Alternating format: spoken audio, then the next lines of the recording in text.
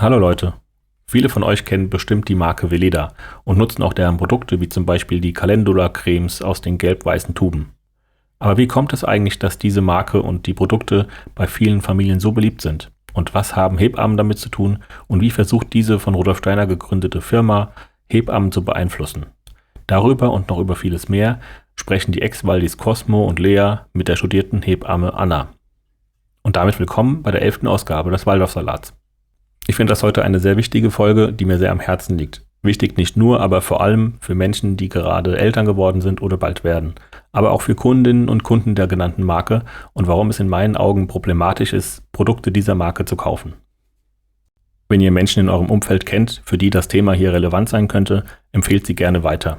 Hinterlasst uns aber auch gerne eine Bewertung bei Apple oder Spotify oder einen Kommentar dort, wo es möglich ist. Bevor es jetzt gleich losgeht, noch ein wichtiger Hinweis. Der Begriff Schulmedizin ist mehrfach unkommentiert gefallen. Dieser Begriff ist aber antisemitisch konnotiert. Weitere Informationen dazu findet ihr in den Shownotes sowie noch ein paar weitere Inhaltswarnungen, wie beispielsweise zu Misogynie, Ableismus, Antifeminismus, Sexismus und noch ein paar andere. Schaut also bitte wieder unbedingt vorher in die ausführlichen Shownotes und dann geht's jetzt auch schon gleich los.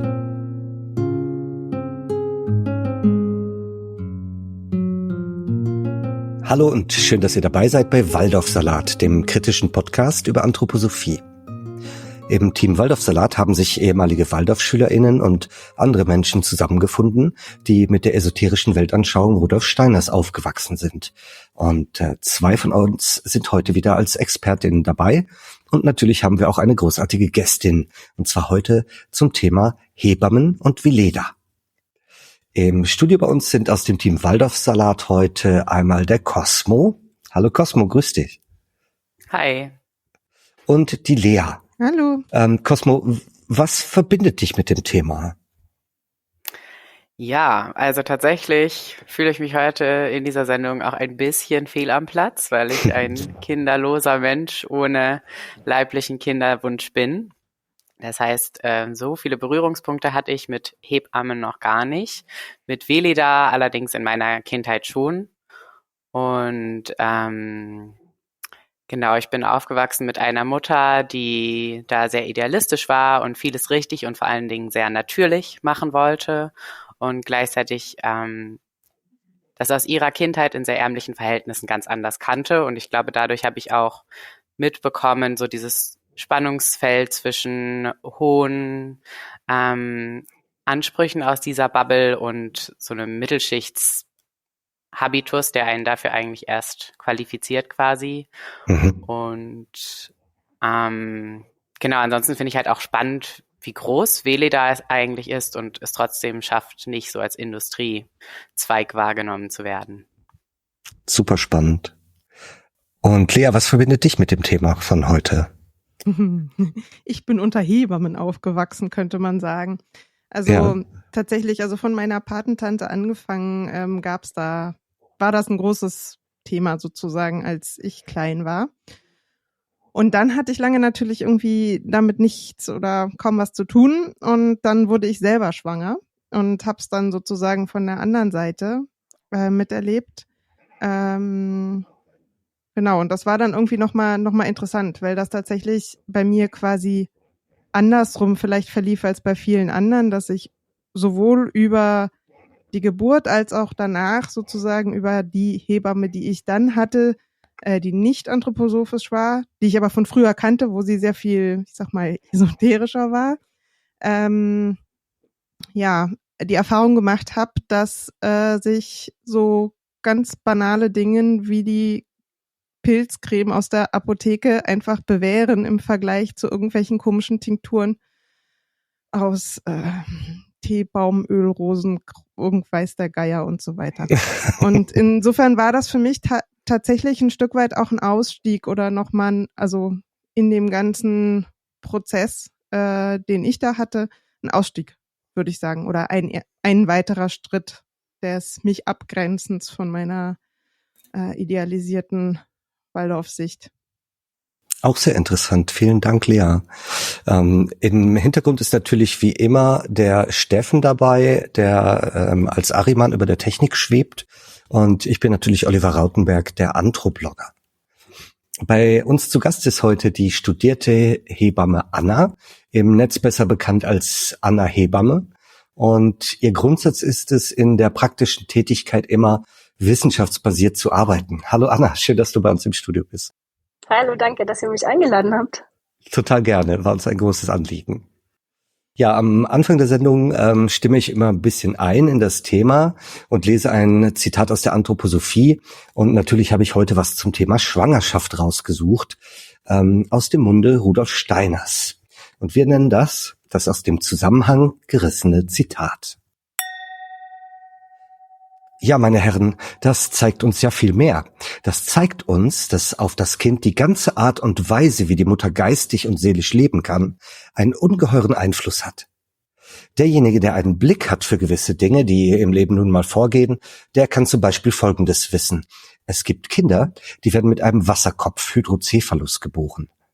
Man wird in den meisten Fällen, wo Kinder mit Wasserkopf geboren werden, darauf zurückgehen können, dass die Mutter, die vielleicht für recht viele Anregungen im Leben veranlagt war, sich während der ersten Monate der Schwangerschaft, namentlich während der ersten Wochen, scheußlich gelangweilt hat.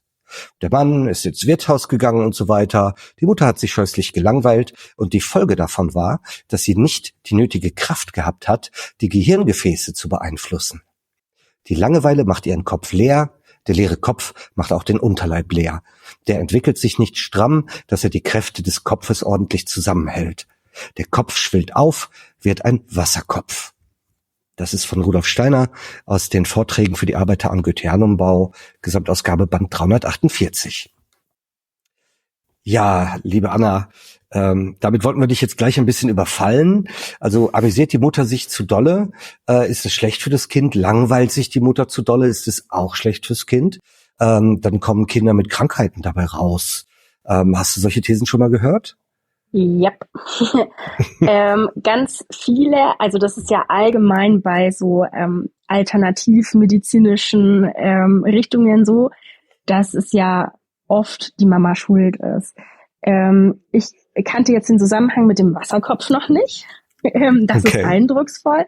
Aber ja, ich kenne es auch bei kleineren Dingen. Also zum Beispiel Frauen, die unter Hyperemesis leiden, die sind auch selbst schuld, weil die es nicht schaffen, bestimmte Wesensglieder von den anderen zu lösen, was aber für eine physiologische Schwangerschaft vonnöten wäre.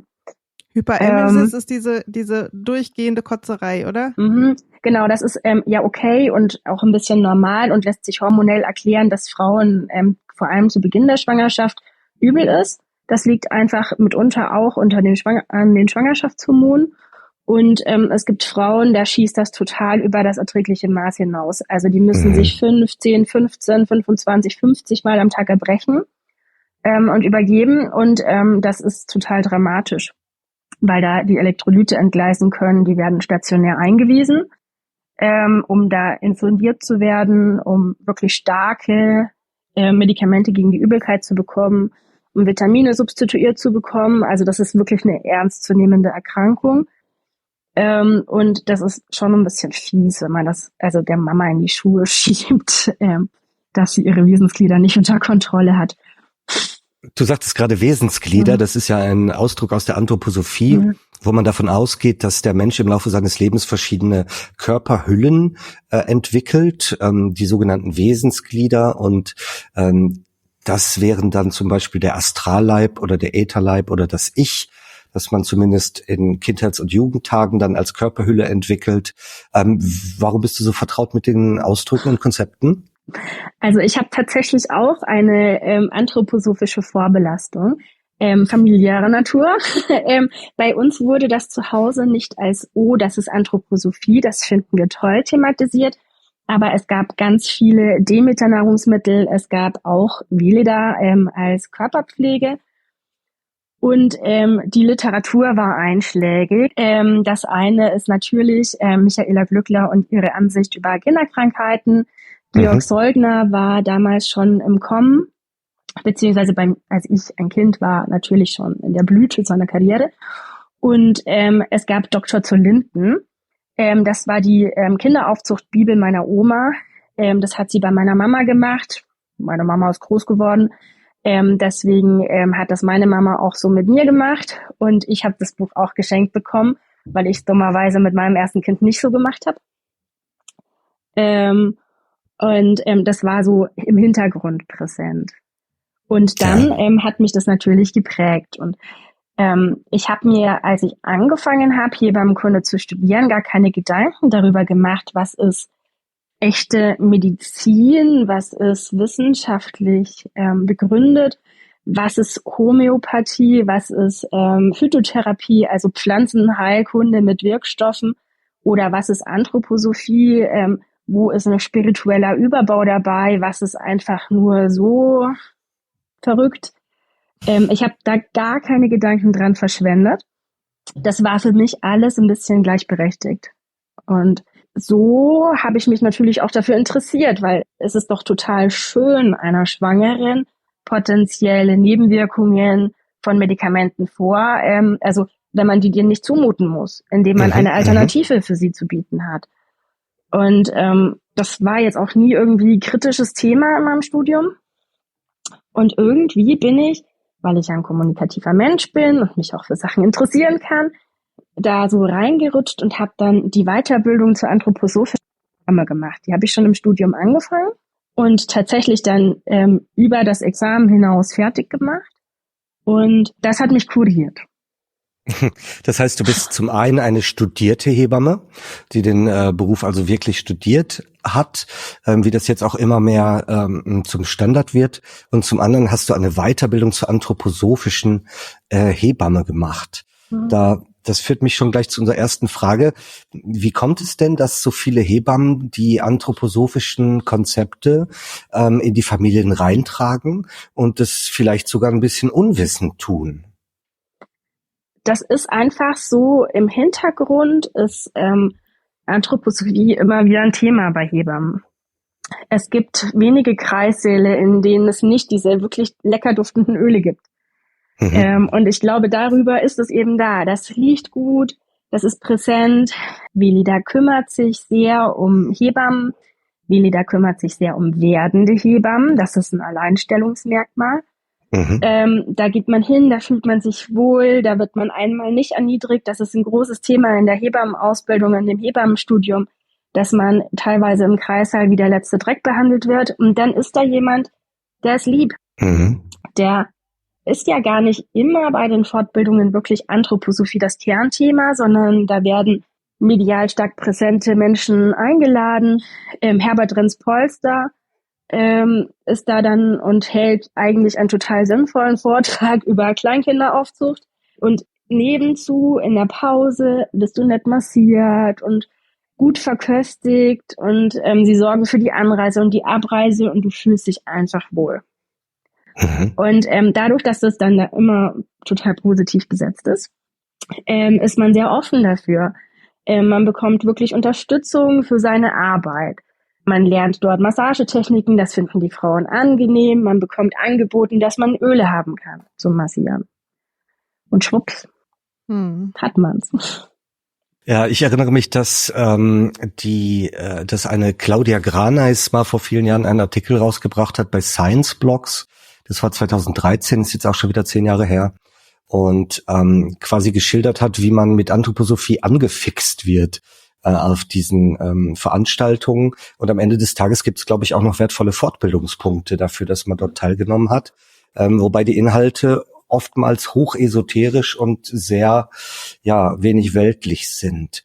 Jetzt reden wir hier so locker flockig über Veleda, weil wir das alle kennen, aber vielleicht kennen unsere HörerInnen das nicht so gut. Denn die Veleda ist ein esoterisch geprägter Kosmetik- und Pseudopharmakonzern aus Schwäbisch Gmünd und geht direkt zurück auf den österreichischen Hellseher und Okkultisten Rudolf Steiner. Der hatte 2 kleinere Firmen, Futurum AG und der Kommende Tag AG. Und aus denen ist 1928 die Firma Veleda entstanden. Und die sind heute ganz bekannt für Naturkosmetik und schön duftende Öle.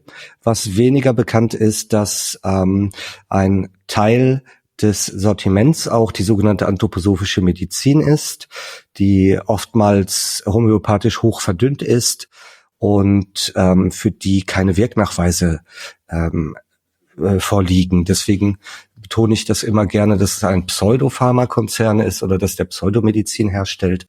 Weil die haben zwar auch ein klein wenig Phytotherapie und ein paar Cremes, wo auch wirklich Inhaltsstoffe drin sind. Der große Teil der Pharmasparte basiert allerdings auf hellseherischen Konzepten, homöopathischen Verdünnungen und sogar Mitteln, die mit Fernheilung wirken sollten. Das ist ganz verrückt, wenn man da mal richtig dahinter schaut. Also habe jetzt beim Recherchieren, ich bin nochmal in so ein Rechercheloch gefallen, war ich erstaunt irgendwie, dass ich dachte immer, das wäre tatsächlich nur so Nischensparte irgendwie diese Arzneimittel, weil die ganzen Cremes und das Zeug steht ja in jedem Drogerieladen inzwischen, aber die Medikamente in Anführungsstrichen sind ja schon apothekenpflichtig. Das war dann doch mehr, als ich dachte. Also insgesamt haben die so rund 400 Millionen Umsatz und davon sind so rund, also jetzt ganz grob gesprochen, irgendwie 100 die Medikamente und 300 die Kosmetik. Und die Mittel, sagen wir mal die Mittel. Ja, ja, stimmt. Inzwischen gibt's auch, wo ich gar nicht weiß, auf welche Sparte sie das legen, aber ganz neu gibt's auf dem Markt jetzt auch Nahrungsergänzungsmittel von Veleda. Aber auf jeden Fall, das wollte ich nochmal betonen, dass mir das nicht so klar war, weil es im Bild, finde ich, nicht so präsent ist. Und als ich mich dann erinnerte, wie oft ich wiederum in Apotheken so ganz große Schaufenster voll mit Veleda-Ästhetik und diesen ganzen Dodoron Mittelchen irgendwie sehe, dachte ich, ja, stimmt eigentlich. Eigentlich haben die doch da ganz schön viel Zeug, was man so kaufen kann. Es wird ja auch verschrieben von ÄrztInnen und PsychiaterInnen. Also ich habe letztens in meiner Instagram-Story das Veleda-Mittelchen Neurodoron geteilt, weil ich das so lustig fand. Also einerseits die Namensgebung. Doron, habe ich nachgeguckt, ist aus dem Griechischen für Gabe.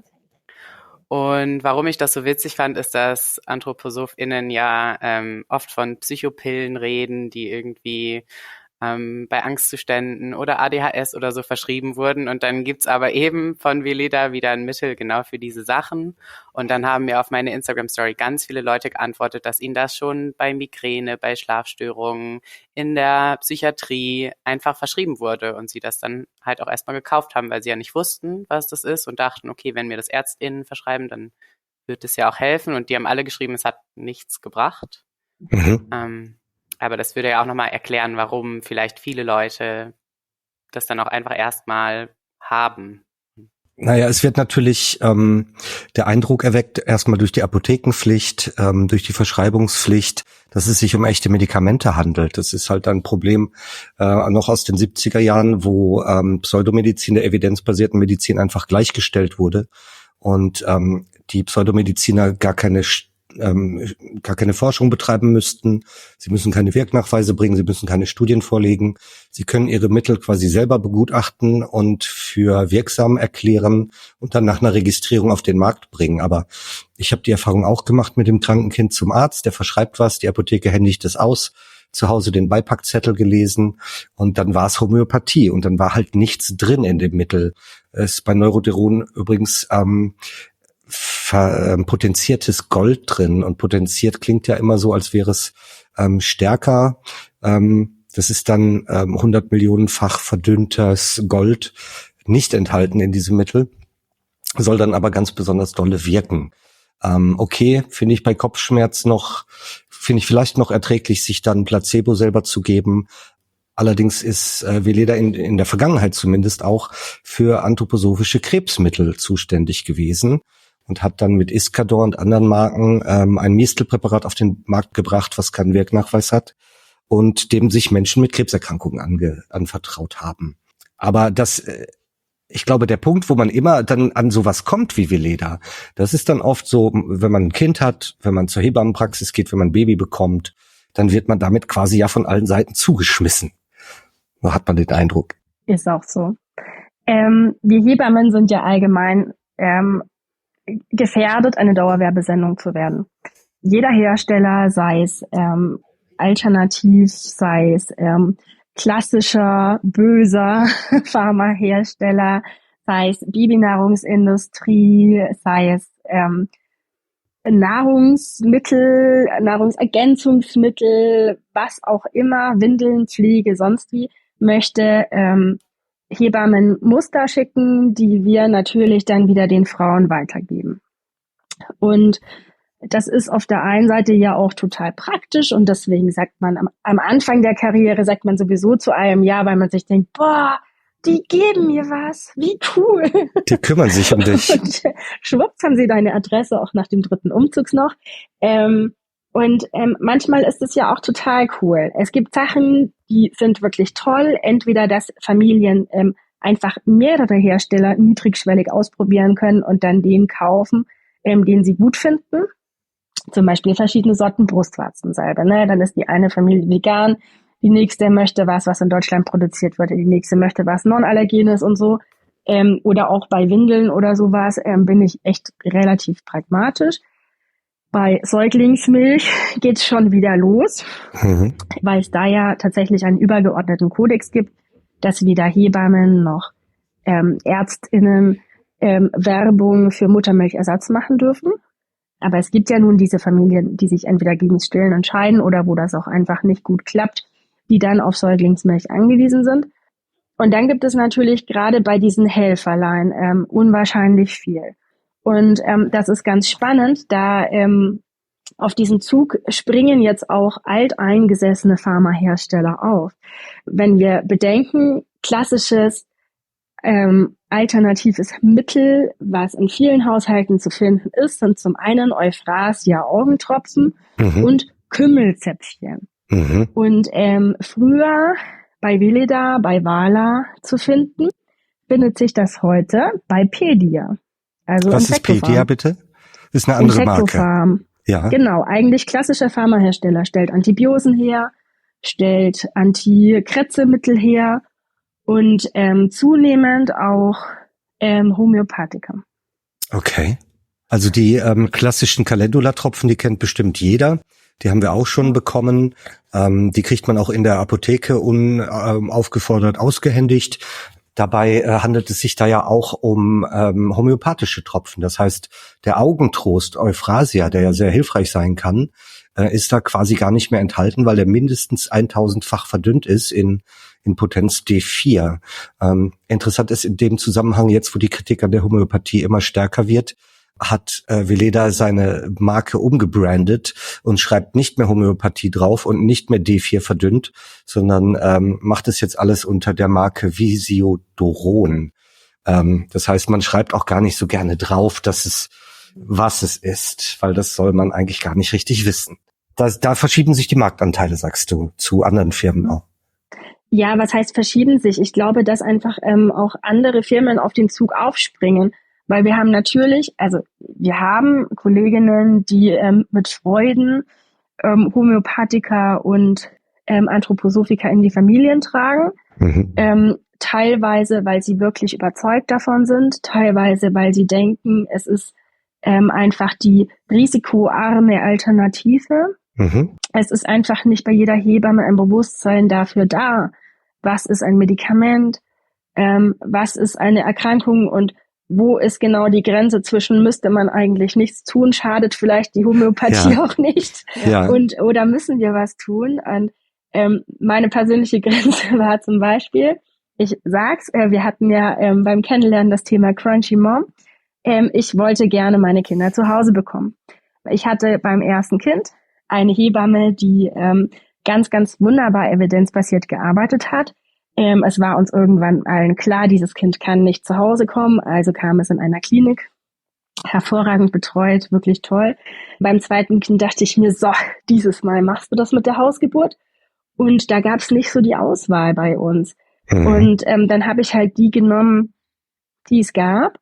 Und irgendwann ist der Blutdruck hochgegangen und anstatt das sinnvoll mit zum Beispiel Presinol, klassischer Blutdrucksenker, extra für Schwangere einzustellen, kam sie mit Bachblüten in dem Fall um die Ecke. Okay. Und da ist ja dann nicht mal so gewesen, okay, diese Bachblüte hilft dagegen, sondern da kamen noch Tarotkarten ins Spiel.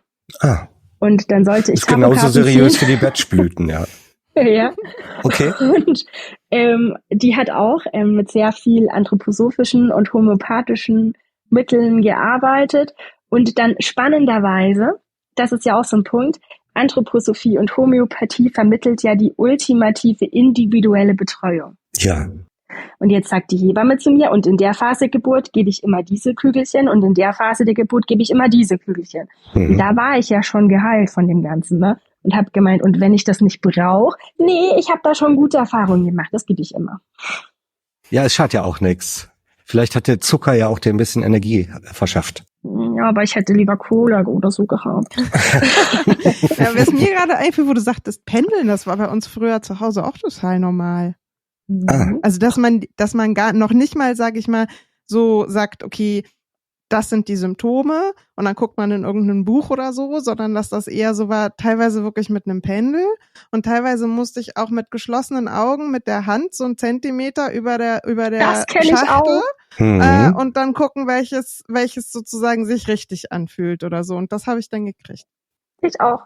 Das fühlt sich sehr individuell an, weil es gibt vielleicht auch längere Anamnesegespräche beim Homöopathen Ja, oder das beim war meine Mama Heilpraktiker. zu Hause. Das wird ja dann alles, Ja. Also das meine ich ja, das ist, glaube ich, Ja. ohne das, also das machen Menschen, ohne dass sie da wirklich eine Ausbildung zu haben, sondern auch die das mit den Tarotkarten legen, das ist halt auch oft, habe ich den Eindruck, das kann halt jede Person, die irgendwie mal so die Rückseite von so einem Packen durchgelesen hat, da steht drauf, machst du so, sucht man sich eine aus, ne, so, dass es dann, bevor man sich die nimmt, verbindet man sich irgendwie noch mit irgendwie dem Heiligen Geist, dem Weltall, dem höheren Ich, wie auch immer. Und ich glaube schon, dass das auch so ein Aspekt ist, wieso das in dieser Wochenbett- und Schwangerschaftszeit auch irgendwie gut passt, weil es ganz viele Zustände gibt, die sind eigentlich irgendwie unangenehm oder ne, schreiendes Kind, was nicht aufhört zu schreien, irgendwie ziependes Dings, Übelkeit, was auch immer, also wo es einem tatsächlich auch einfach nicht gut damit geht, aber man kann halt eigentlich nichts machen, außer abwarten. Und dann ist halt dieses, naja, dann kann ich jetzt was tun und dann bin ich aktiv und dann nehme ich das und dann achte ich drauf, ob das jetzt hilft und ob sich dadurch was bessert. Und dann bin ich aus dieser passiven Rolle, dass ich jetzt abwarten muss, bis das von selber besser wird, halt erstmal raus. Und ich glaube, dadurch, dass Hebammen einfach mehr zuständig sind, sage ich mal, für das Gesunde, passt da natürlich irgendwie Mittelchen, die keine Nebenwirkungen haben und halt auch keine Wirkung, trotzdem ganz gut rein. Ja, ganz klar. Das ist ja ein guter Punkt, ne? Hebammen sind für physiologische Verläufe, also für gesunde Frauen, gesunde Kinder zuständig. Und natürlich müssen wir auch erkennen, wo ist die Grenze, wo müssen wir zum Arzt schicken, damit Medikamente oder Diagnostik ins Spiel kommen. Und das ist aber manchmal schwer auszuhalten. Jetzt stell dir vor, du schickst zum Arzt und der macht nicht, was du willst. Das macht mich regelmäßig verrückt. Wenn ich mir denke, hallo, wir müssen doch jetzt was tun. Und natürlich, ne, ich bin schwindig, ich frage halt dann irgendwie wen anders und der kümmert sich dann. Aber man kann natürlich auch sich sagen, ja, der hilft mir eh nicht, dann doktor ich halt selber rum. Und ich glaube ganz fest daran, dass wir eigentlich den Weg klassisch evidenzbasierten Arbeitens nicht verlassen müssten als Hebammen. Weil für das, wofür wir zuständig sind, sind wir eigentlich gut ausgebildet und auch gut ausgestattet. Ganz viel von diesen ich fühle mich nicht gut Geschichten können wir dadurch, dass wir ja sogar Zeit in der Schwangerschaft bezahlt bekommen, ganz ohne irgendwelche Mittel therapieren, indem wir zuhören, indem wir da sind, indem wir mit der Frau nach den Herztönen hören, indem wir überlegen, okay, wird die Übelkeit schlimmer bei bestimmten Nahrungsmitteln oder nicht, indem wir Blut abnehmen und gucken, okay, ist vielleicht doch Pathologie dahinter. Da sind wir ja sogar viel freier als die Ärzte, weil wir nicht budgetiert sind. Also eigentlich haben wir jede Chance, seriös eine Frau durch diese Schwangerschaft zu bringen. Und dann auch seriös Kontakt zu Ärzten aufzunehmen und zu sagen, hey, yo, wir sind an folgendem Punkt angelangt, bitte übernimm du und guck da mal mit drauf. Eigentlich müssten wir das wirklich alles gar nicht machen, was da rechts und links davon ist.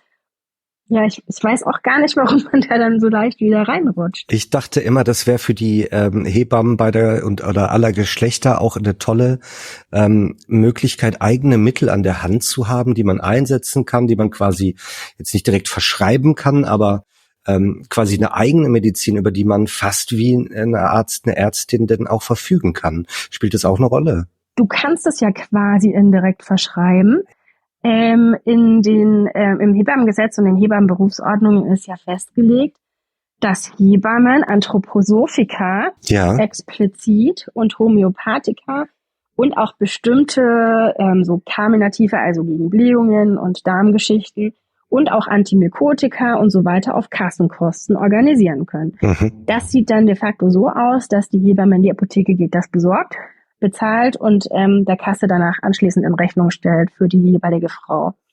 Das ist natürlich krass und das ist natürlich auch was von den Familien wahnsinnig gerne genutzt wird. Mhm. Im Normalfall muss man das selbst bezahlen.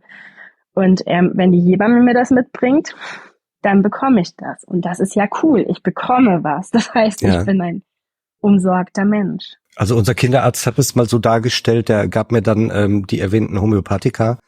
Und als ich ihn darauf ansprach, warum geben Sie mir so einen Quatsch mit? Dann sagte er, ja, weil die Patienten immer was mitnehmen wollen. Die wollen dann was in die Hand haben und das war dann so und er hätte uns auch sagen können, wir brauchen da nichts machen.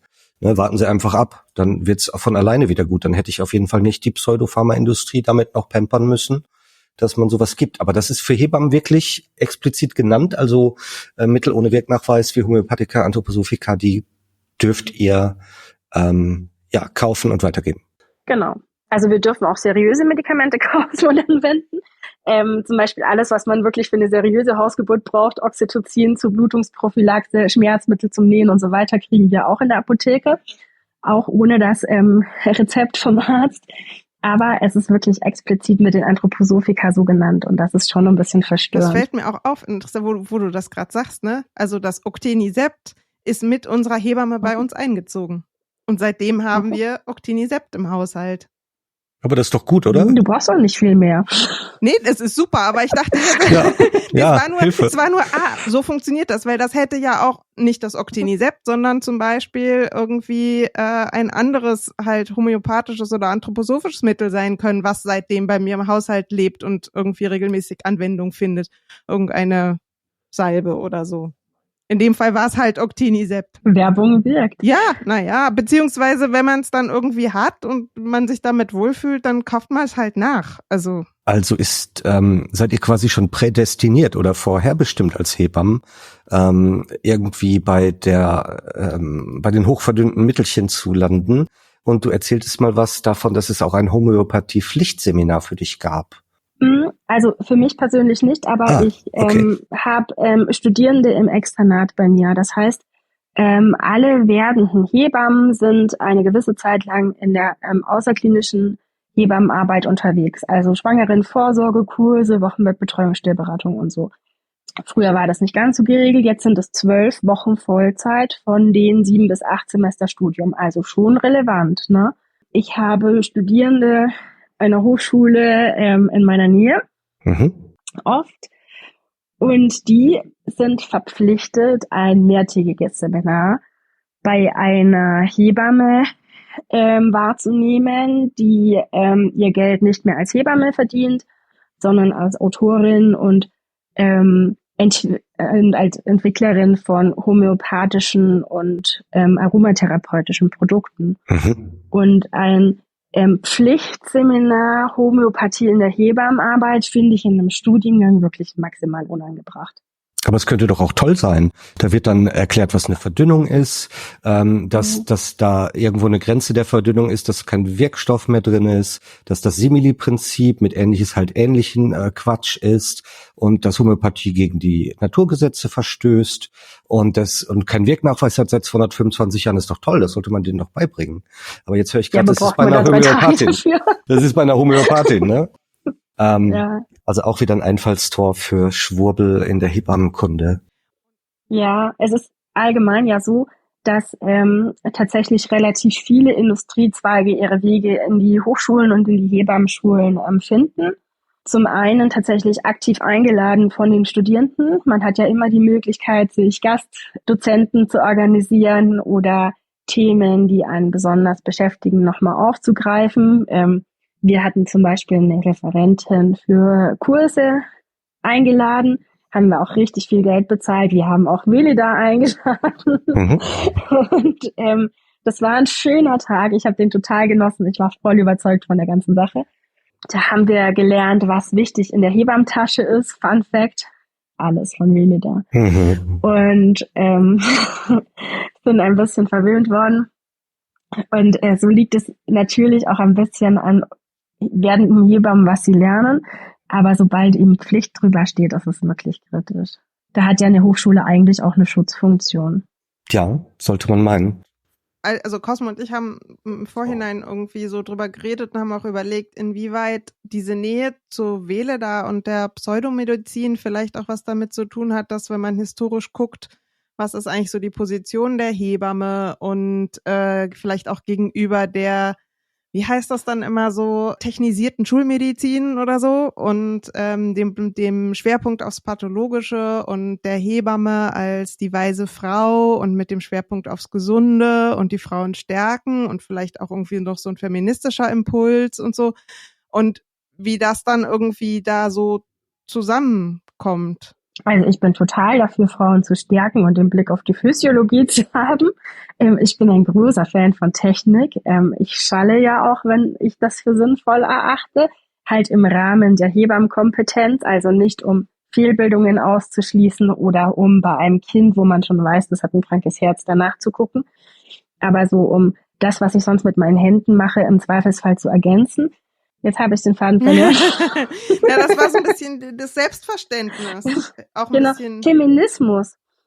Das finde ich total spannend, weil Anthroposophie ist ja eigentlich total antifeministisch, wenn wir das so sehen. Ja, auch das Steiner-Zitat am Anfang, ne? Ja, also und alle Steiner-Zitate zu Schwangerschaft sind total antifeministisch und patriarchalisch geprägt und so, wie dieser Mann der Frau sagt, wie sie sich in der Schwangerschaft verhalten soll. Also das sind ja lauter Verhaltensregeln, die da eigentlich aufgestellt werden in der Anthroposophie. Zum Beispiel, ich weiß nicht, ob ihr diesen Spruch kennt, dass die Frau auch keinen Teig rühren soll, weil sich sonst die Nabelschnur um den Hals des Kindes schlingt. Ja, oder auch beim Gartenwickeln. Dann würde man direkt unten mit der Nabelschnur quasi dasselbe machen. Ja, also und das ist was, also Hebammen und Veleda, jetzt ist es ja so, dass Steiner und die Anthroposophie durchaus auch im rechten Spektrum vertreten sind und das ist was tatsächlich auch in der Weiterbildung immer wieder thematisiert wurde, beziehungsweise auch von Teilnehmenden angesprochen wurde und jetzt nicht wirklich gut aufgearbeitet wurde, aber das ist jetzt ja nicht so richtig unser Thema. Aber Hebammen und Nationalsozialismus ist ja auch so ein Thema, was schon immer wieder bearbeitet wird. Da gibt es ja zum Beispiel eine Pflegewissenschaftlerin, die zu Nana Conti auch promoviert hat. Und tatsächlich, also es ist jetzt auch nicht so, dass der Hebammenverband als Feindbild herhalten muss und das irgendwie totschweigt. Ich war neulich wieder bei einer Veranstaltung, wo es aktiv darum ging, okay, was ist da gelaufen, was sind da für Gelder geflossen, wie ist Nana Conti beziehungsweise die Reichshebammenschaft nach dem Zweiten Weltkrieg, wie ist das weiter bearbeitet worden, haben die einfach auch ihre Ämter behalten. Das Spannende ist, Nana Conti hat international mega Karriere gehabt, ne? Also die war nicht nur in Deutschland die Reichshebammenführerin, die war tatsächlich international eine bekannte Hebamme. Und das ist schon immer wieder Thema, nur alles vollkommen unabhängig voneinander. Machen wir uns nichts vor, so eine Hebamme passt voll ins Bild der Anthroposophen. Zum einen haben wir voll die Machtposition. Ne? Also das ist ja auch ein Thema, was immer wieder präsent ist. Hebammen und Machtmissbrauch, Hebammen und Machtmissbrauch im Kreissaal. Ich sage dir, wie du zu gebären hast. Und das kann natürlich medizinischen Einleitungssetting sein oder wenn es um geburtshilfliche Interventionen geht. Das kann aber auch ich gebe dir hiermit Kügelchen A, B, C. Das ist dein Schmerzmittel, nimm es oder lass es. Was anderes gibt es nicht sein. Ja, so die Hebamme als eigentlich patriarchale Mutterfigur in der Familie ist schon auch ein spannender Ansatz. Uns ist da bei der Recherche ja dann auch noch aufgefallen, dass Veleda heute da auch so ein zweigleisiges Gleis fährt, also oder nee, das macht keinen Sinn, aber sie haben da verschiedene Herangehensweisen. Einerseits ist ja so, kommt glaube ich durch, Veleda und Anthroposophie-affine Hebammen dann auch wieder viel so neurechtes Gedankengut in die Köpfe von werdenden Eltern, die das dann in dem Zusammenhang gar nicht reflektieren, weil es halt für sie ein Safe Space ist und wo es dann aber auch eben ganz viel wieder um so Elternshaming und sowas gibt. Und andererseits haben wir zum Beispiel rausgefunden, dass Veleda, wenn ich das jetzt richtig erinnere, Plakate für einen Streik des Hebammenverbands zum Beispiel gedruckt hat. Also das ist dann ja auch wieder so dieses Empowernde, wir stehen euch zur Seite, wir sind cool und das passt eigentlich gar nicht so unbedingt zusammen. Ja, also das Thema Gelder aus der Industrie, was ist eine gute Firma, was ist eine schlechte Firma, ist was mich sehr beschäftigt und was ich tatsächlich auch gegenüber dem DHV-Präsidium schon thematisiert habe und die haben nicht abgewiegelt. Nicht oder mich? Nee, sie haben nicht abgewiegelt. Okay. Also wir haben keine Lösung am Ende gehabt. Aber ich hätte es schon gesagt, es war ein guter Ansatz. Es ist so, dass du als Hebammenverband, der ja auch diesem Kodex zur Vermarktung von Muttermilchersatz unterliegt, tatsächlich nur sehr eingeschränkt Fördergelder aus der Industrie nehmen kannst. Umgedreht sind sie ein bisschen ja davon abhängig, weil sonst Mitgliedsbeiträge in die Höhe schießen. Man muss jetzt mal gucken, wie das die kleineren Berufsverbände machen, ob die all ihre Kosten durch Mitgliedsbeiträge decken können oder ob da auch Gelder aus der Industrie fließen. Und es ist einfach so, alle Hersteller, die im Entferntesten mit Säuglingsnahrung zu tun haben, sind raus. Mhm. Da ist Veleda ein eleganter Geldgeber, wenn man jetzt diese kompletten Überbau ausblendet und Scheuklappen aufsetzt, weil sie keine Pulvermilch verkaufen. Und weil sie keine Konkurrenz zum Stillen darstellen, sondern ja mit Heftchen und so weiter. Broschüren ohne Ende. Stillen auch unterstützen.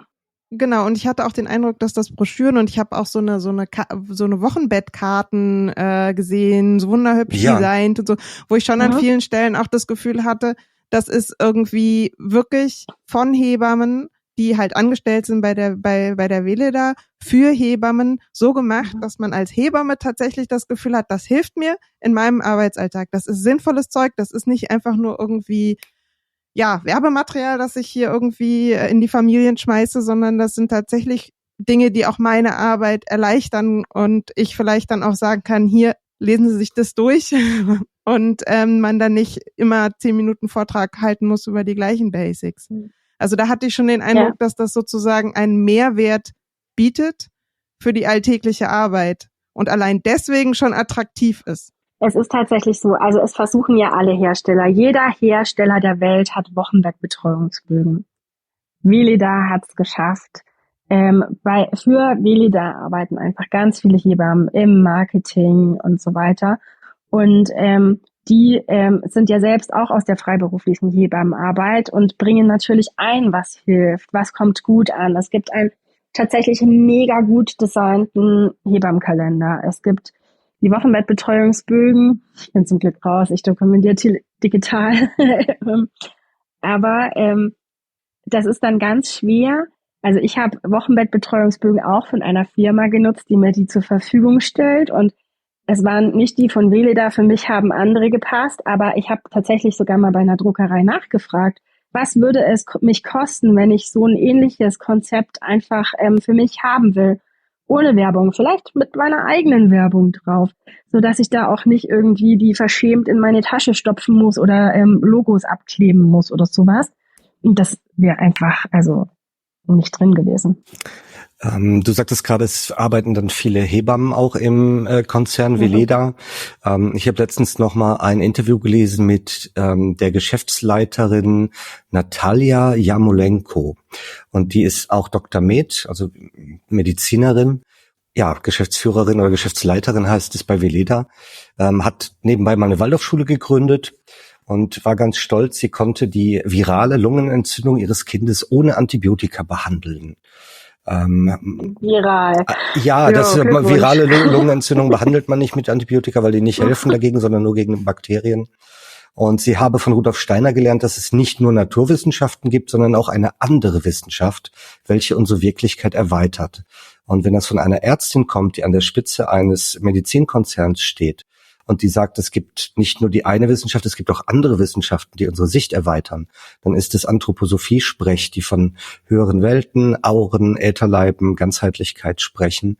Und das finde ich ganz bedenklich. Auf der anderen Seite gibt es da den Forschungs- und Entwicklungschef bei Veleda, den Herrn Amendola, der genau weiß, dass die meisten KundInnen gar nicht Anthroposophie kennen und das mit Naturheilkunde verwechseln. Ja, diese Mittelchen. Und er hat geäußert, dass man auch in Zukunft so werben möchte, dass mehrere Lesarten der Produkte möglich seien. Das heißt, es wird bewusst so geworben, als sei ein Scheinmedikament eine Naturheilkunde. Das weiß der Konzern. Das sagt man auch offen. Man möchte die Kunden damit blenden, jetzt Phytotherapie, also Naturheilkunde zu machen, obwohl man das in den weitesten Bereichen gar nicht tut.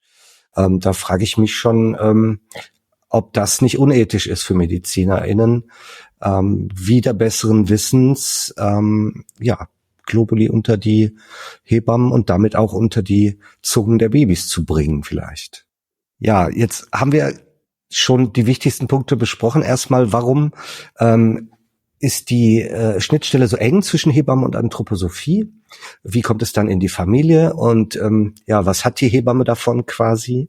Und mich würde noch mal interessieren, du hast ja eine Ausbildung zur anthroposophischen Hebamme gemacht. Kannst du festmachen, woran da die Unterschiede liegen? Worauf achtet man besonders jetzt in der anthroposophischen Hebammenausbildung, was man vielleicht in der weltlichen Ausbildung nicht so berücksichtigt? Also generell ist es ja so, dass es eine Ausbildung ist, die sich ja an Hebammen richtet. Das heißt also, alle Themen, die man eigentlich fürs Examenswissen braucht, werden ja da gar nicht behandelt. Sondern es ist so, die Anthroposophen haben ja so verschiedene kunsttherapeutische Ansätze. Da zum einen das Plastizieren, die Eurythmie, das Singen. Und das wird sehr intensiv praktiziert. Das ist manchmal total spannend und manchmal einfach nur verwirrend. Es gibt wirklich eine Grundlage in Heileurythmie dann, oder? Also so, Eurythmie und auch die rhythmischen Einreibungen sind ja so heilige Kühe. Du wirst so ein bisschen angefixt, aber tatsächlich immer mit dem Dings, dass du nach diesen Einblicken im Rahmen dieser Weiterbildung nicht befähigt bist, Heileurythmie oder rhythmische Einreibungen zu machen. Man hat relativ viel so Anwendungsgeschichten ausprobiert und eben viele Theorien zu zum Beispiel pathologischen Zuständen in der Schwangerschaft und im Säuglingsalter und im Wochenbett oder eben so Unpässlichkeiten. Da hat man halt die eigenen anthroposophischen Theorien dazu gehört und dann eben auch anthroposophische Therapieoptionen. Und was auch immer wieder Thema war, wie kommt der Anthroposoph zum Beispiel darauf, dass eine bestimmte Pflanze oder so eine Wirkung haben kann für diese Erkrankung. Und das Spannende ist, manchmal kommt ja dann am Ende tatsächlich eine Pflanze raus, die man auch phytotherapeutisch für diesen Zweck einsetzt.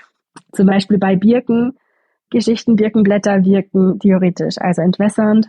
Das nutzt auch klassische Phytotherapie.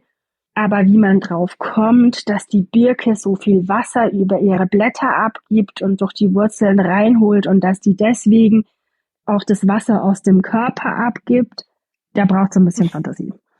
Okay, aber man kommt zufällig zum gleichen oder selben Ergebnis. Das ist ja schon mal positiv, oder? Aber es ist ja nicht bei allem so. Also es gibt Dinge, bei der Mistel war es nicht so. Ja, der Ansatz war auch spannend. Ja. Meine Mama hat sich Muskelpräparate gespritzt. Ich weiß jetzt nicht, ob sie daran gestorben ist oder trotzdem gestorben ist, aber gepackt hat sie es nicht. Manchmal ist es natürlich auch schon erfordert es noch viel mehr Fantasie, um dann sich da eine Heilwirkung herbei zu reden.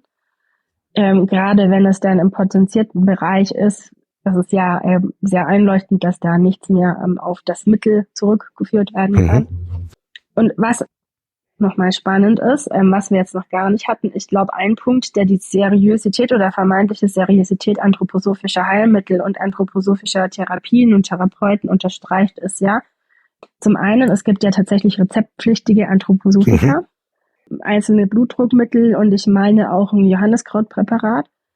Und es gibt anthroposophische Kliniken. Das ist ja was, wir kennen ja keine Klinik mit Uni-Kooperation zu Homöopathie. Na gut, wir kennen Unikliniken, die homöopathisch arbeiten. Und so. Aber es gibt ja, es gibt ja anthroposophische Kliniken.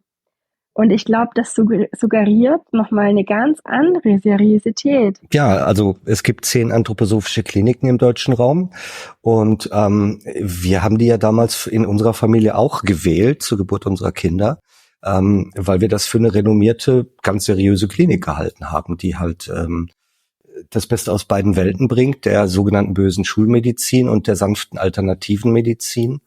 Haben dann aber festgestellt, dass die Alternativmedizin, die ja eigentlich keine Alternative ist, da viel höher gewertet wird als die evidenzbasierte Medizin. Also das ist wieder ein Punkt, wo man natürlich glaubt, das wäre seriös, genau wie mit der Apothekenpflicht oder den Verschreibungspflichten.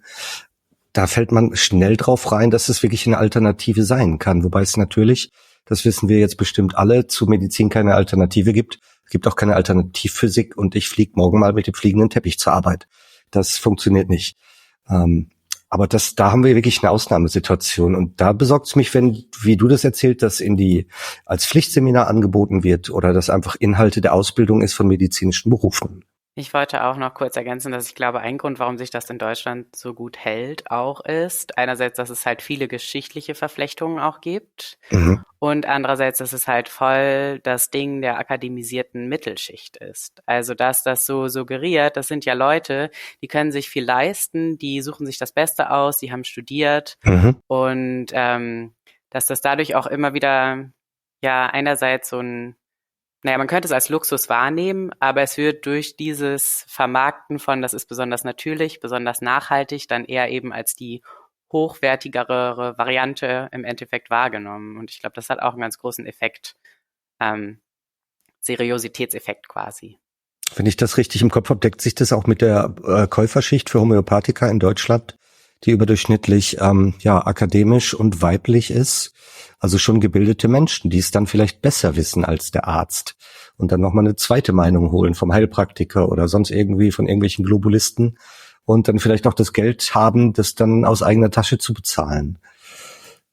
Ich glaube, das ist ein großes Thema, ich kann es mir leisten. Ich bin nicht davon abhängig, mir bei meinem Allgemeinmediziner ein Kassenrezept für die Chemie zu holen, sondern ich kann es mir leisten, noch jemand anderen zu befragen. Ich kann mir die doch teilweise relativ teuren Kosmetika und Mittel leisten und allgemein, also im anthroposophischen Spektrum, kostet alles ganz schön viel Geld. Ich habe mir eine anthroposophische Kindertagespflege angeschaut bei meiner großen Tochter. 3 Stunden Kinderbetreuung hätten mehr gekostet als Vollzeit in jeder Kita. Tja. Und das ist so ein Ding, ne? Ich tue meinem Kind was besonders Gutes, weil es viel Geld kostet. Und das gilt ja auch für die wie heißt das, Windelschutzcreme oder weiß nicht genau. Calendula. Aber das Zeug, was man halt den Kindern auf den Hintern schmiert und dann ist es natürlich schon so, bin ich darauf angewiesen, dass das normale Produkt aus der Drogerie zu nehmen oder kann ich es mir leisten, das scheinbar hochwertigere Produkt von Veleda zu nehmen, wo ja ganz lange auch einfach ignoriert wurde, dass da mit den ätherischen Ölen einfach Allergene an die Babyhaut kommen und es damit eigentlich gar nicht so hochwertig ist, wie man irgendwie denkt. Das sind diese stark riechenden orangefarbenen Tuben. Die klassische. Ja. Ohne jetzt die Marke zu nennen, Calendula von Veleda. Ja. Ich wollte Anna noch was fragen, und zwar, wie würdest du das einschätzen unter deinen Kolleginnen? Ist denen klar, wie anthroposophisch Veleda ist, oder nehmen die das mehr als so eine nette, natural, irgendwie bisschen ESO, aber halt einfach irgendwie, das sind die Guten? Es gibt ja mittlerweile immer mehr Hebammen, die definieren sich selbst als evidenzbasiert arbeitend. Ich stehe ja da auch in Kontakt mit Kolleginnen, und es gibt aber welche, die sind, also manchmal ist man bereit, große Abstriche zu machen bei den Evidenzen. Es gibt die arbeiten nicht homöopathisch, aber Akupunktur finden sie schon ganz cool. Da ist es wieder, erkenne ich eine gute oder schlechte Studie, weil gerade zur Akupunktur ist der Studienmarkt einfach wahnsinnig groß, und das ist halt die Challenge zu erkennen, ob es Murks ist. Bei den Anthroposophen, die argumentieren gar nicht so viel mit Studien. Ich glaube tatsächlich, dass dieses Wohlgefühl und die Wohlgerüche alles übertünchen.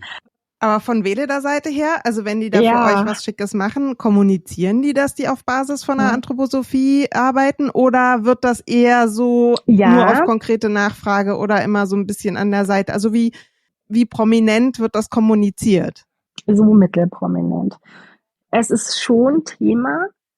Aber es ist nicht, also es würde jetzt nicht groß auf der Umverpackung stehen, aber es steht im kleingedruckten Inhaltsverzeichnis hinten drauf. Und so auch in der Kommunikation. Das Wording ist ja ganz klar, es ist anthroposophisch erweiterte Aber das steht ja nicht auf der Windelcreme. Das steht nicht auf der Windelcreme, aber das ist so in der Kommunikation.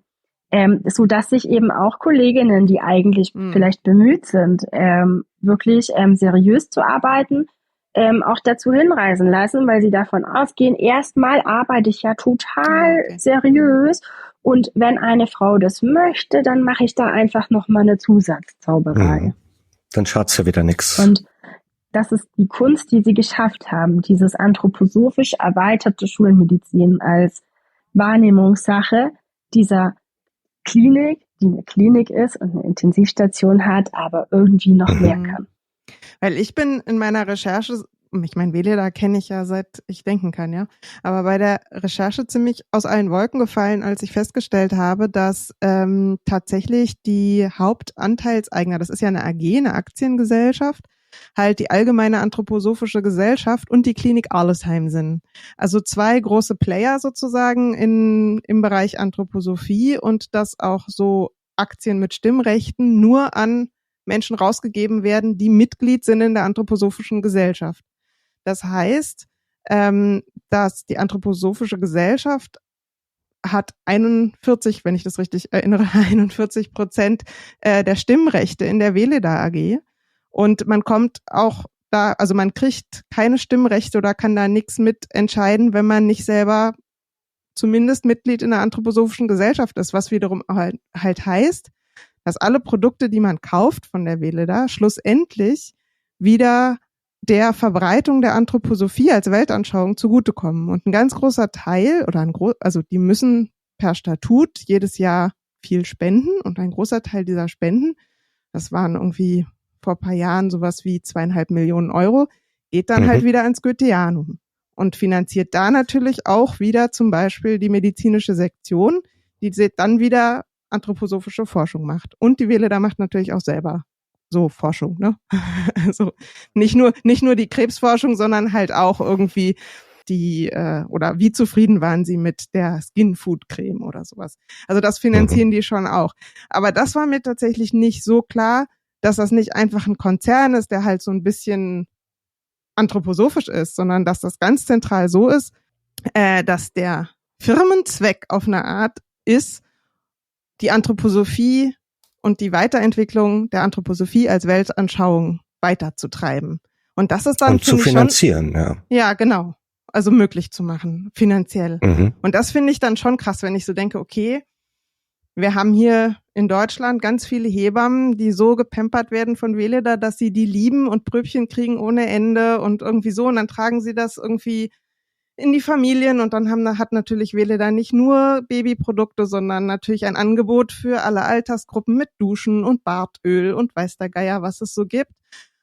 Und dann sind es ja nicht nur die Produkte, sondern die Broschüren dazu, wo dann auch ein bisschen Weltanschauung vielleicht irgendwie mit in die Familien getragen wird. Und dann geht das irgendwie so weiter, dass die dann vielleicht, so wie ich immer noch Octenisept kaufe, die dann immer noch Weleda-Produkte kaufen, auch wenn die Kinder schon groß sind und mit jedem Euro, den sie dann an Weleda geben, eigentlich wieder die Anthroposophie finanzieren. Und das finde ich so als innere Vorstellung, dass da so ganz viele Hebammen rumlaufen, die dann irgendwie dazu beitragen, dass die Anthroposophie in die Welt getragen wird, schon ein bisschen gruselig. Und dann denke ich manchmal so, irgendwie, man stelle sich vor, das wäre jetzt nicht die Anthroposophie, sondern Scientology. Fänden wir das dann auch unproblematisch? Ja. Fände das dann ein Hebammenverband unproblematisch? Oder würden die das dann anders bewerten? Ich weiß es nicht, aber ich finde es irgendwie wichtig. Oder ich war schockiert, sagen wir mal so. Ich bin auch schon bei der Anthroposophie-Verbreitung irritiert und besorgt, denn zum Beispiel ist die Umgebung von Dornach und Arlesheim als Impfgegner-Hochburg bekannt. Und auch Weleda hat immer mal wieder, erst 2022, also erst vor ein paar Monaten noch, in ihrem Magazin und ihrem Blog impfgegnerische Thesen vertreten. Dass Kinderkrankheiten sind wichtig, die soll man durchmachen, danach geht man gestärkt daraus hervor.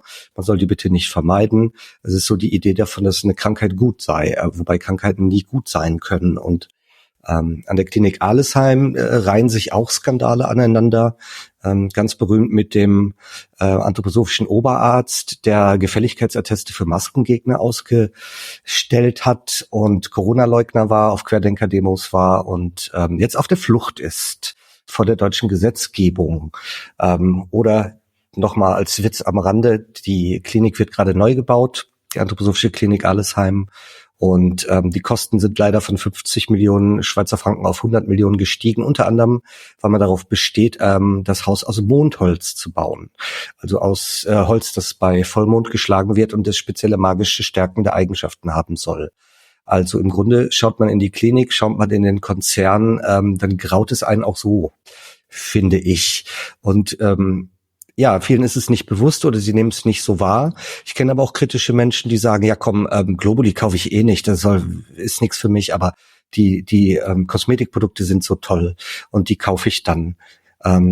Wobei Weleda auch sagt, dass sie mit den Kosmetikprodukten die defizitäre, verlustreiche anthroposophische Mittelsparte wieder refinanziert. Das heißt, kaufe ich mir eine Tube Creme, geht das Geld in die sogenannte anthroposophische Medizin. Und ja, es sind tolle Verstrickungen, die ihr da auch recherchiert habt.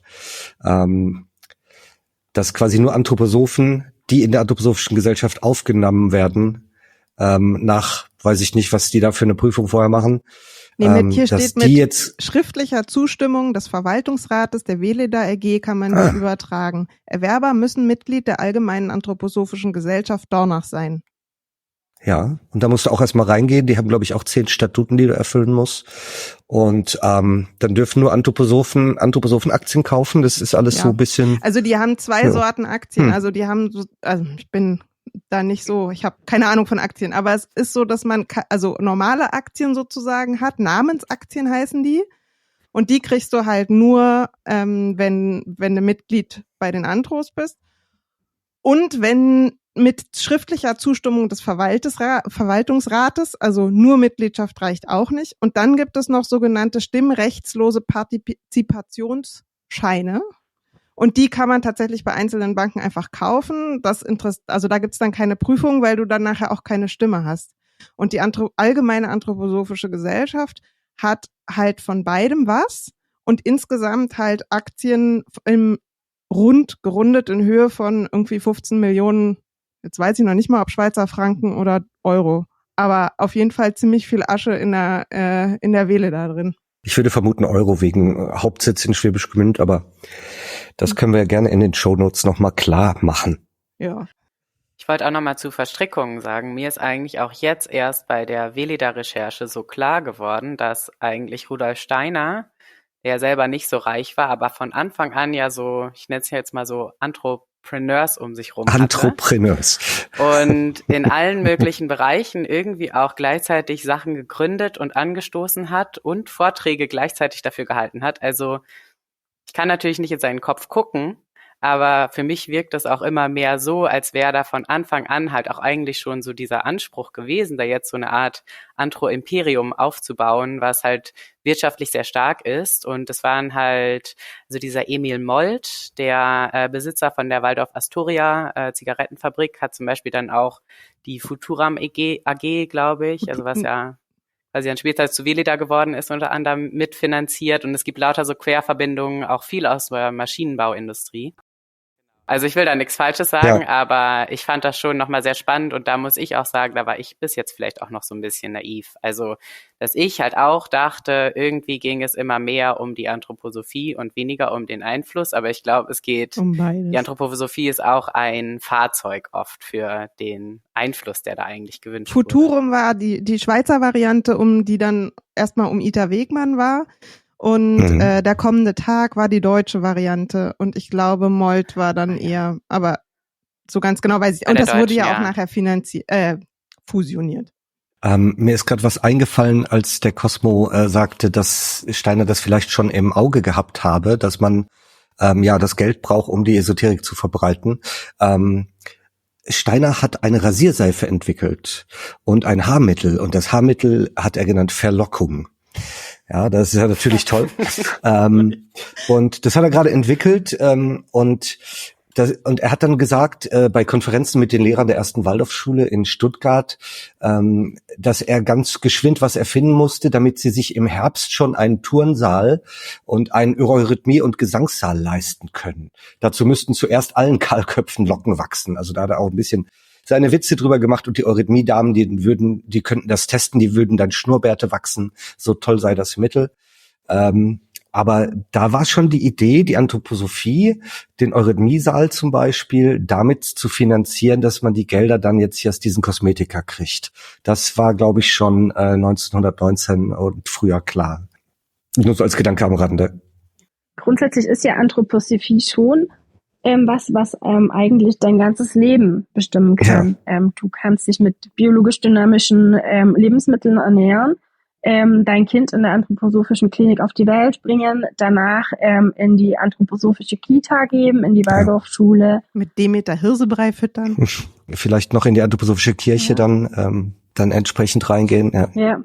Wobei, das ist, glaube ich, eher ein Nischending. Ist unter Waldorfschülern gar nicht so wenig verbreitet. Bei uns war es, glaube ich, 1/3 etwa aus der Klasse oder so. Also die zumindest sich in der Christengemeinschaft haben konfirmieren lassen. Also wie viel das sagt, weiß ich nicht, aber. Ja, weil damit ja dann in der Waldorfschule ja eigentlich gleich auf mit den klassisch großen Konfessionen, evangelisch und katholisch. Ja, also. Jetzt in dem Beispiel schon. Katholisch hatten wir fast niemand. Und insofern war das neben dem Evangelischsten die größte Gruppe, ja. Und noch als kleiner Einwurf, so ich war zum Beispiel im Goldenen Rosenkreuz früher, also das ist auch so eine Anthroposophie-nahe Sekte zum Beispiel, wo dann die Kinder alle in die Waldorfschule geschickt werden und ich sehe auch immer wieder AnthroposophInnen dann zum Beispiel, wenn sie die Seriosität ihrer Esoterik unterstreichen wollen, auch die RosenkreuzerInnen nennen, das ist ja auch irgendwie nochmal so ein ganzer Komplex und also da gibt's auch eben dann, glaube ich, nochmal unterschiedliche anthroposophische Religionsgemeinschaften.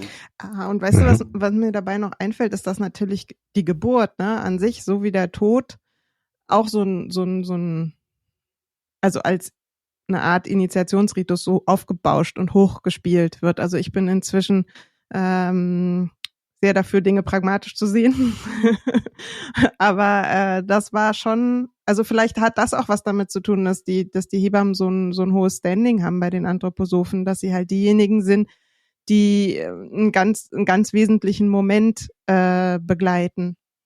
Also auch spirituell einfach. Ja, Reinkarnation in den menschlichen Körper wieder zurück, in den physischen Leib. Das Ankommen auf der Erde. Ich finde das immer so schön, wenn davon geredet wird, wenn die Kinder dann bei uns unten ankommen auf der Erde. Ja, weil das hier... Das ist ja wieder die Frage Menschwerdung, ne? Wann ist der Mensch ein Mensch? Immer schon gewesen, immer da, wird immer sein. Und reinkarniert so vor sich hin. Ich würde sagen, wir haben eine ganz runde Sendung hinbekommen und haben alle Punkte, die wir uns vorher überlegt haben, mit reinnehmen können. haben ein paar tolle, auch intime Einblicke bekommen.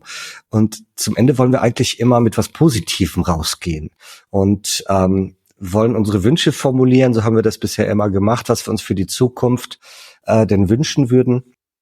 Zum Beispiel jetzt zur Hebammenkunde oder gerade Hebamme in Bezug auf evidenzbasierte Medizin, Schwurbel, Esoterik. Und da würde ich die Lea bitten, mal anzufangen. Was könnte für dich ein Wunsch sein an die Hebammenzunft? Ja, ich glaube, ich würde mir einfach wünschen, dass man die Veleda AG und ihr Engagement ja durchaus schätzen kann, aber es genauso kritisch sieht wie bei HIP und Co. Und jetzt nicht bei den einen sehr kritisch ist, weil sie zu Big Pharma gehören und bei den anderen sehr unkritisch ist, weil sie zu Big Naturals gehören, sondern dass man das einfach beides ein Stück weit reflektiert für sich einfach und sagen kann, okay, das mache ich noch und das nicht und irgendwie da nicht so ein Bias drin hat irgendwie. Mhm. Dankeschön. Cosmo, dich würde ich gerne auch fragen, was wäre dein Wunsch? Ich glaube, ich würde mir generell wünschen, dass kritische Menschen mehr reingehen und sich nicht irgendwie rausziehen und so eine Alternative irgendwie dann anbieten wollen, die wieder sehr elitär ist, sondern sich halt dem System mit annehmen und versuchen, da Veränderungen zu bringen, auf der menschlichen Ebene und dann eben trotzdem evidenzbasiert, damit alle eine bessere Betreuung bekommen. Sehr schön. Das Schlusswort hat natürlich unsere liebe Gästin Anna Hebamme. Was wäre dein Wunsch?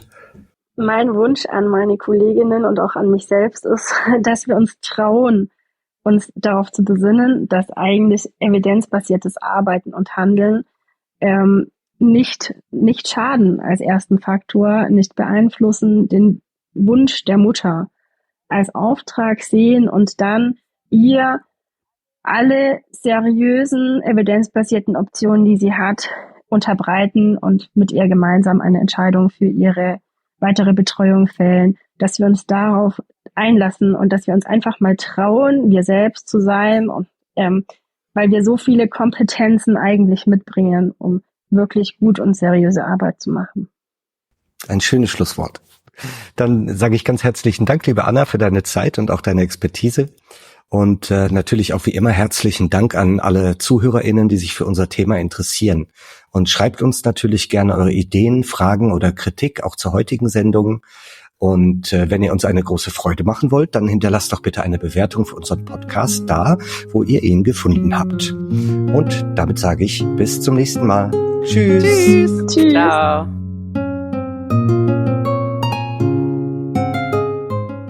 Und damit es nicht bei dem aus dem Zusammenhang gerissenen Zitat bleibt, hier noch einmal die Langversion. Man muss sich schon bekannt machen damit, dass, wenn so etwas Außerordentliches im Unterleib vorgehen soll, dann ganz besonders die Kindesentwicklung gefördert werden muss und dass dann eben auch in einer besonderen Weise auf die Schwangere eingegangen werden muss. Ja, meine Herren, das zeigt uns ja viel mehr. Das zeigt uns, dass auf das Kind die ganze Art und Weise, wie die Mutter geistig und seelisch leben kann, einen ungeheuren Einfluss hat. Derjenige, der einen Blick hat für gewisse Dinge, die im Leben einmal vorgehen, der kann zum Beispiel Folgendes wissen. Es gibt Kinder, die werden mit einem Wasserkopf, Hydrocephalus, geboren.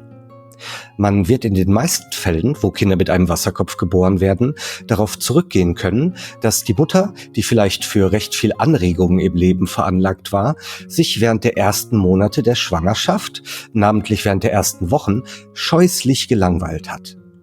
Der Mann ist ins Wirtshaus gegangen und so weiter. Die Mutter hat sich scheußlich gelangweilt.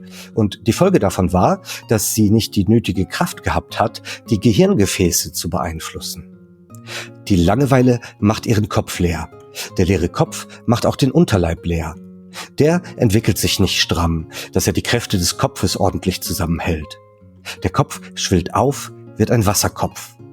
Und manche Kinder wiederum werden mit zu kleinen Köpfen, namentlich mit zu kleinen Oberköpfen, mit sogenannten Spitzköpfen geboren.